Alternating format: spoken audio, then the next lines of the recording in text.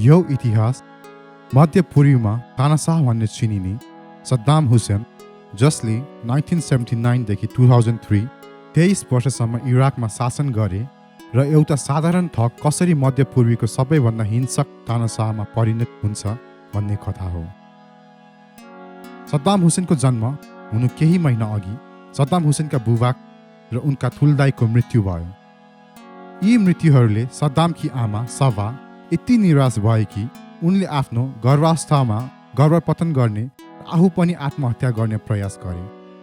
तर उनको इच्छा बावजुद उनी अप्रिल 20 तारिक 1937 मा इराकको तिक्रितमा जन्म भयो। अरबीमा सद्दाम भनेको एक त्यो हो जो मुठभेड गर्दछ। उनकी आमाले उनका पिताका भाइसँग पूर्ण विवाह गर्नुभयो र सद्दामलाई यस विवाह मार्फत 3 भाइहरू पाए। उनका सौतेनी बुबा इब्राहिम अल हसन सद्दामप्रति धेरै क्रूर थिए र सानो सद्दामलाई कुटपिट र दुर्व्यवहार गर्थे। उहाँलाई स्कुल जान पनि अनुमति थिएन। उनको आमाले अस्वीकृत गरेपछि सद्दाम हुसेनलाई उनको आमाको भाइ खराइल्ला तल्फासँग बस्न पठाइयो, जो सद्दामका पिता जस्तै बने र एक भक्त सुन्नी मुस्लिम थिए र सबै अरब देशहरूको एकीकरण हुनुपर्छ भन्ने विश्वास राख्दथे। अन्तमा उनलाई स्कुल जानु अनुमति दिइयो। उनलाई मामाले बन्दुक कसरी प्रयोग गर्ने भनेर तालिम दिएका थिए। भनिन्छ कि सद्दामले एक व्यक्तिलाई मारे जब उनी केवल 10 वर्षको थियो। 1957 मा उनी भूमिगतवाद समाजवादी पार्टीमा सामेल हुन्छ, जुन 1950s को इराकमा सबैभन्दा बढी सक्रिय राजनीतिक दल थियो र त्यो पार्टीको उद्देश्य इराकको नयाँ सैन्य नेता जनरल अब्दुल करीम कासिमको हत्या गर्नु थियो। एक युवा सडक थक सद्दाम हुसेन यस कामको लागि चयन गरिएको थियो। 22 वर्षको सद्दाम हुसेनले जिपमा गाडी हाँक्ने कासिमको हत्या गर्न सडकको दुवैपट्टि 2 दल खडा गरे। तिनीहरू सडकको दुवै छेउबाट कासिमको सुट गर्ने योजना गर्दै थिए। तिनीहरू सबै कासिमलाई गोली हान्छन्, तर दुवै पक्षबाट गोली हानेको क्रममा सद्दामलाई उसको एक साथीले गोली हान्यो र उनको खुट्टामा चोट लागेको थियो, तर घटनास्थलबाट भाग्न सफल भयो। कासिम पनि जीवितै रह्यो। सद्दाम हुसेन अब एक सरकारद्वारा खोजिरहेको मानिस थिए। उनी सिरिया जान्छ र त्यसपछि इजिप्ट जान्छ। 4 वर्षपछि उनले गर्न नसकेको काम उनका अन्य वरिष्ठ सदस्यले सफलतापूर्वक तुल्याए। फेब्रुअरी 11, 1963 मा क्रान्तिद्वारा जनरल कासिम सत्ताबाट हट्यो र मारिदियो र अब्दुल सलाम अरेफ राष्ट्रपति बन्छन्। सद्दाम निर्वासनबाट इराक फर्किए। उहाँ आफ्नो काका र सल्लाहकार खराइल्लाको छोरी साजिदासँग विवाह गर्नुहुन्छ। सद्दाम अझै पनि एउटा साधारण थक थिए र उनलाई इराकी किसानहरूसँग काम गर्ने सानो तिनो भूमिका प्रस्ताव गरिएको थियो।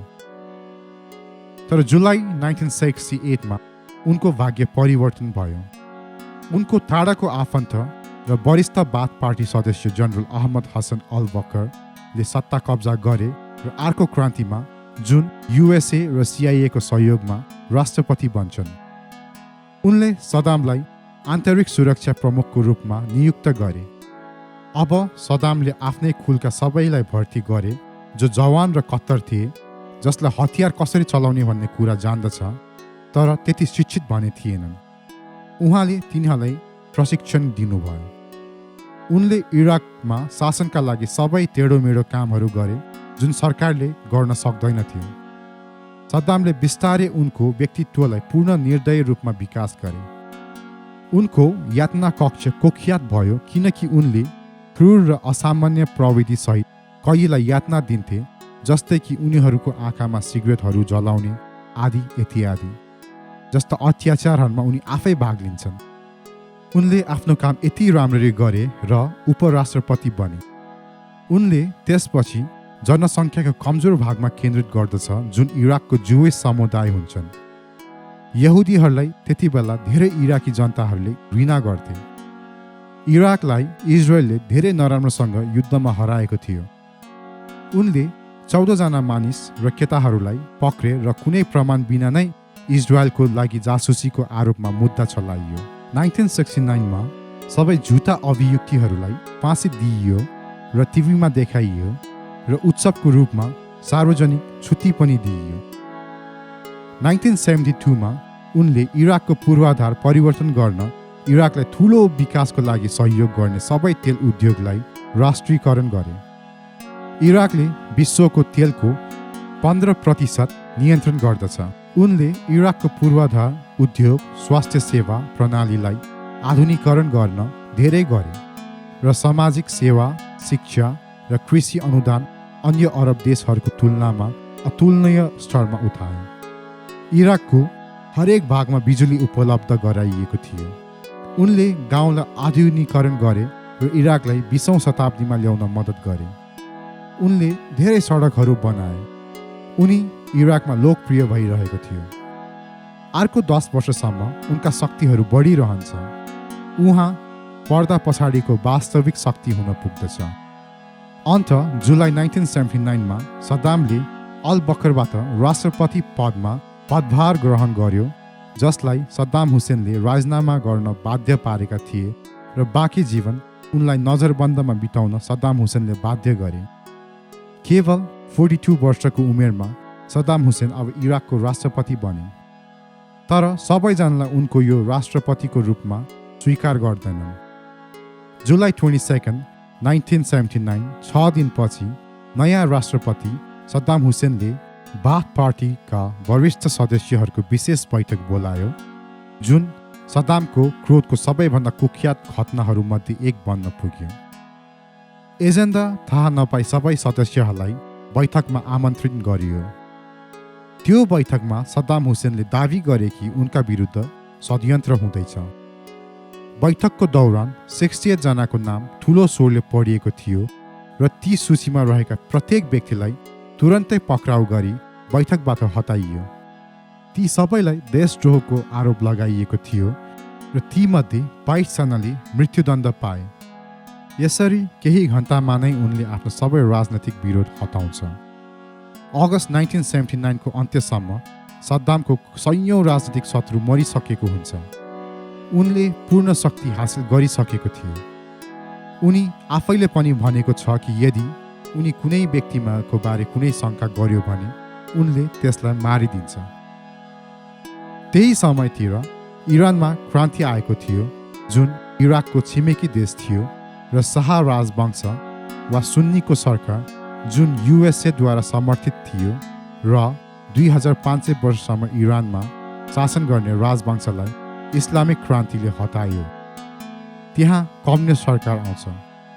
धेरैजसो इरानिया सिया मुस्लिम हुन्, जबकि सद्दाम हुसेन र उनका अधिकांश सरकार सुन्नी मुस्लिम हो। त्यही कारणले यो सद्दामको शासनको लागि र संयुक्त राज्य अमेरिकाको लागि खतराको घन्टी हुन्छ। सेप्टेम्बर 22, 1980 मा इरान क्रान्तिको बीचमा भएकोले छिट्टै युद्ध समाप्त हुनेछ भनेर विश्वास गर्दै सद्दामले कुनै चुनौती बिना इरानमा आफ्नो सेना पठाउँछन्। तर यो सद्दामको सबैभन्दा ठुलो गल्ती हुन गयो। यो युद्ध 8 वर्षसम्म चल्छ। इराकको तुलनामा इरानमा ठुलो जनसङ्ख्या र क्षेत्र पनि ठुलो थियो। 2 वर्षपछि नै अनुमान गरिएको 1 लाख इराकी सैनिकहरू मारिए र हजारौं घाइते भए। संयुक्त राज्य अमेरिकाले इराक र सद्दाम हुसेनलाई समर्थन गरे। गोप्य रूपमा सद्दाम एउटा रासायनिक हतियार ट्याबुन निर्माण गर्दै थिए, जुन हिटलरले पनि युद्धको मैदानमा ट्याबुन प्रयोग गर्न अस्वीकार गरेका थिए। सन् 1983 मा सद्दामले इरानी सैनिकहरूमाथि आफ्नो रासायनिक हतियार प्रयोग गरे। संयुक्त राज्य अमेरिका र अन्य पश्चिमी देशहरूले यसको विपरीत केही कार्य गरेनन्। उनले यो रासायनिक हतियार आफ्नै उत्तरी इराक हलब्जामा कुर्दिस अल्पसङ्ख्यक मानिसहरूमा पनि प्रयोग गर्दछ, जसमा करिब 5000 नागरिक मारिएका र 10,000 भन्दा बढी घाइते भए। कुर्दिस अरबी नभई विभिन्न जातीय हुन् र स्वतन्त्र मातृभूमि चाहन्थे। इतिहासमा कुनै पनि अन्य राष्ट्र प्रमुखले सद्दाम हुसेन जस्ता आफ्नै मान्छेहरूलाई विरुद्ध रासायनिक हतियार प्रयोग गरेको छैन। यति हुँदा पनि संयुक्त राज्य र अन्य पश्चिमी देशहरूले उहाँ विरुद्ध कुनै कारबाही गरेनन्। अगस्त 1988 मा इरानले युद्ध विराम स्वीकार्यो र इराक र इरानको युद्ध समाप्त भयो। 8 वर्षको युद्धले मृत्यु र पीडा भए केही पूरा भएन। यही युद्धको लागि त्यस युद्धमा 1 लाखभन्दा बढी मानिस मरे। यस युद्धपछि दुवै देशहरूको आर्थिक अवस्था नष्ट भयो। त्यही वर्ष 1988 मा सद्दामले अर्को बिहे गर्यो। सद्दामको जेठो छोरो उदय हसन आफ्नी आमाको अपमानले रिसाए। सद्दाम हुसेनले आफूलाई इरानको विरुद्ध युद्धको विजेता घोषणा गरे, जबकि उनका आधा मिलियन मानिसहरू मरे र उनले 1 इन्च क्षेत्र पनि प्राप्त गरेनन्।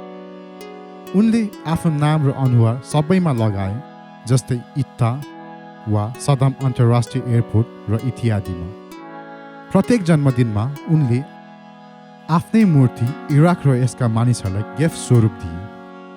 इरानको विरुद्ध युद्धका कारण इराकको ठुलो ऋण थियो र सिया कट्टरपन्थीहरूको कारण विस्तार रोक्न साउदी अरेबिया र कुवेतबाट $1 बिलियन ऋण रहेको थियो।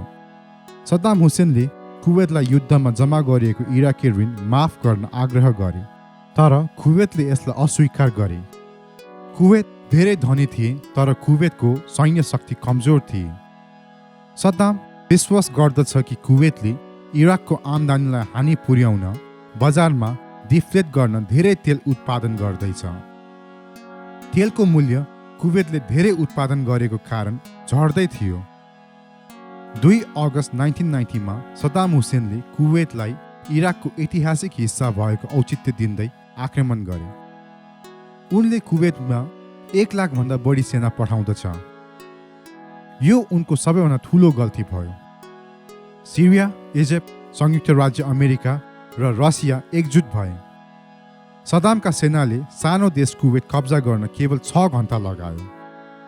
संयुक्त राष्ट्रले उनी कुवेतबाट पछि हट्नु माग गर्दै उनी र इराकमाथि नाकाबन्दी लगाए। संयुक्त राष्ट्र सङ्घले इराकमा आर्थिक नाकाबन्दी लगाउँछ र डेडलाइन तय गरेको हुन्छ, जसद्वारा इराकी फौज कुवेत छोड्नु पर्ने हुनेछ। जब जनवरी 15, 1991 डेडलाइनको म्यादलाई व्यवस्था गरियो, संयुक्त राज्य अमेरिकाको नेतृत्वमा संयुक्त राष्ट्र सङ्घको संयुक्त सेनाले इराकी सेनालाई हमला गर्यो।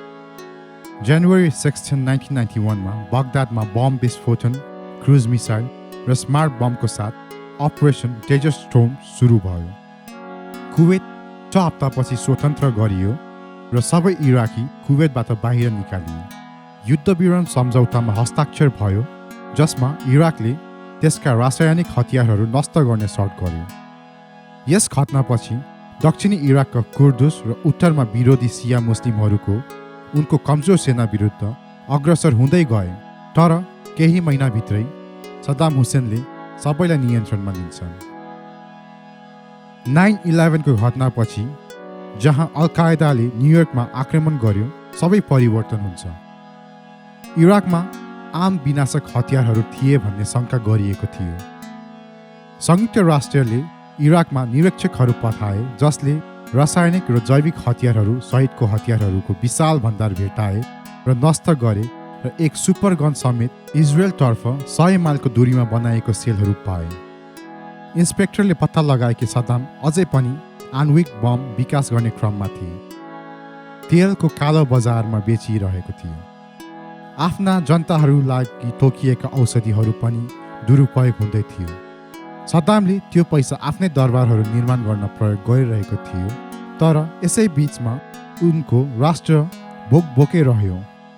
जसले उनलाई अथवा उनको सरकारलाई नराम्रो कुरा गर्छ, त्यसलाई उनी मारिदिन्थ्यो। इराकमा आम विनाशका हतियारहरू थिए भन्ने शङ्का गरिएको थियो। मार्च 2003 मा इराकी स्वतन्त्रता अभियान सुरु भयो। युएसए ट्याङ्कहरू बगदाद लगियो। मात्र 3 हप्तापछि युएसएले बगदाद इराक कब्जा गर्यो। सद्दाम हुसेन कतै भेटिएन। सद्दामलाई मोस्ट वान्टेड इराकीहरूको अमेरिकी सूचीको शीर्षमा राखिएको थियो। सद्दामको कब्जा वा हत्याको कारण सूचनाको लागि संयुक्त राज्यले $25 मिलियन पुरस्कार र उनका प्रत्येक छोराका लागि $15 मिलियन प्रदान गर्ने व्यवस्था गरेको थियो। 2003 जुलाईको मध्यमा एक इराकी उत्तरी सहर मोसुलको एक सैन्य क्षेत्रको कार्यालयमा पसे र उनलाई उनीहरूले सद्दामको छोराहरू भेटाउन सक्ने अधिकारी बताए। जुलाई 2003 मा उनका छोरा उदय र कुसे र 14 वर्ष नाति मुस्तफा अमेरिकी सेनासँग 3 घण्टा बन्दुकको लडाइँमा मारिए। सद्दामका भित्री घेरा झन्झन सानो हुँदै गइरहेको थियो। सद्दाम बारम्बार एक सुरक्षित ठाउँबाट अर्को सुरक्षित ठाउँमा भागिरहेका थिए। अन्त्यमा उनलाई उनी जन्मेको केही माइल दूर फार्ममा ट्र्याक गरियो। डिसेम्बर 13, 2003 मा उनी टिक्रिटको नजिक मैदानमा प्वालभित्र पक्राउ परेका थिए। पूर्व तानाशाह सद्दाम हुसेनले कुनै लडाइँ बिना आत्मसमर्पण गरे। उनीसँग एक पिस्टल र 2 AK राइफल थिए। छापामा कुनै चोटपटक वा दुर्घटना भएन। पक्राउ परेका तानाशाहसँग $750,000 अमेरिकी डलर पनि थियो। तर अब त्यो पैसा उनको कुनै कामको थिएन। उनको पहिचान प्रमाणीकरण गर्न उनलाई अज्ञात ठाउँमा लगियो। निशान, ट्याटू र DNA को संयोजनले अमेरिकी अधिकारीलाई विश्वसित तुलाए कि उनीहरूसँग सही व्यक्ति हिरासतमा छ।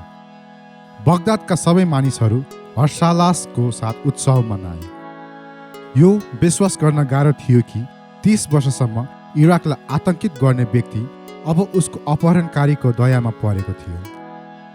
अमेरिकी सेनाले सद्दामलाई इराकको हस्तान्तरण गर्यो र उनको फैसला सुनाउने अधिकार इराककै मानिसहरूलाई दिए जसमाथि सद्दाम हुसेनले कुनै बेला राज गर्थे।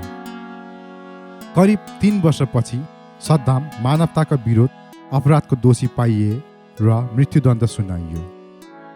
उनी गोली हान्न मर्न चाहन्थे, जुन उनले बढी मर्यादित महसुस गर्यो। कार्यान्वयनको दिनमा सद्दामले अन्तिम खाना खान अस्वीकार गरे। डिसेम्बर 30, 2006 ईद अल अदाको पहिलो दिन सद्दाम 69 वर्षको उमेरमा झुन्डिएर मारिए।